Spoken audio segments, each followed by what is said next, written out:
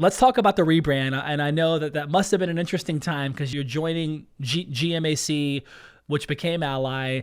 And, a rebrand is not an easy feat. And depending on the resources and support, and a lot of people get called in for rebrands and they're not there shortly thereafter too. So it's a big deal. I want to just kind of understand what was in your brain at the time. How did you approach the rebrand? Kind of walk us through the success of that, because clearly it was. Yeah, so it was a crazy time, right? It was the crash of all markets. We were in the worst financial crisis. We had just been spun out of General Motors. We were owned by Cerberus. We had taken a pretty massive TARP loan, and there was an incredible amount of pressure to get to market quickly. Internally, there was a what I would call a clash of cultures. You had the legacy GMAC people. You had a lot of people that were brought in from the outside that came from banking. And then you had me, this one lone agency wolf. And the assignment was, okay, go rebrand and help bring this new company to market. So we had no agency. We had to do a complete agency search. That was a big part. We had to hire a branding agency, which was also a big part of it.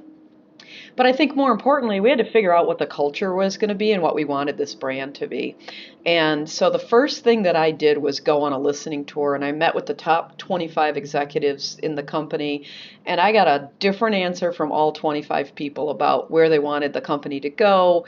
In fact, one person who was a legacy GMAC person said to me, I'm not interested in a rebrand. It's one of those moments like you'll never forget. I was taking notes on my computer and she reached across the desk and she slammed my computer shut and said, I'm not interested in a rebrand. It was a crazy time. We probably looked at 200 names. We wanted something that meant something literally as well as kind of figuratively. And we really were in tune with the mood of the consumer at the time. People were scared. They hated banking. They hated it. They were terrified. People were literally taking their money out of banks and putting it in their mattresses because they felt like it was the only safe place. And then GMAC had this wonderful legacy of always doing right by dealers and being an ally to dealers and this amazing legacy of service. And so when we saw Ally, it just made a lot of sense. It was like, aha, that's the name. That's the right name for the right time. It's so different for this category. And then the other aspect that was critically important was the color. We took all banks' advertising, we put it up on a wall, and we stood back and we said, every bank is either red, white, or blue, or some combination thereof. So we got to do something that's different because we're launching a digital financial services company, and so we've got to break through the clutter. And so Plum really became a choice for us. We thought it was a rich color. We thought it was culturally contemporary and relevant and would break through.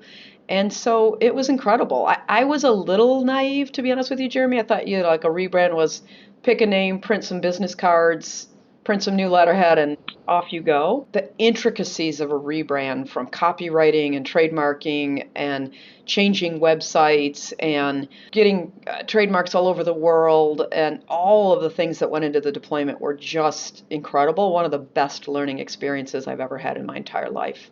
What was the moment where you kind of had the confirmation, like, we did this right? What was that moment where you were like, okay, we turned the ship towards this direction that we're going to head down? I think the moment we all realized it was right was that when we launched and we were doing things so differently in the category, very high rates, transparency in our communications, really kind of taking on the big banks at the time, and through our first campaign, which was the kids campaign, which really went directly at some of the behavior in the banking category. And I think when we realized we were on the right path was when we saw the ire that it was drawing from a lot of the big banks and a lot of the CEOs, like talking about, this isn't right, you can't have these kind of rates, you can't remove fees, you can't do this, you can't do that.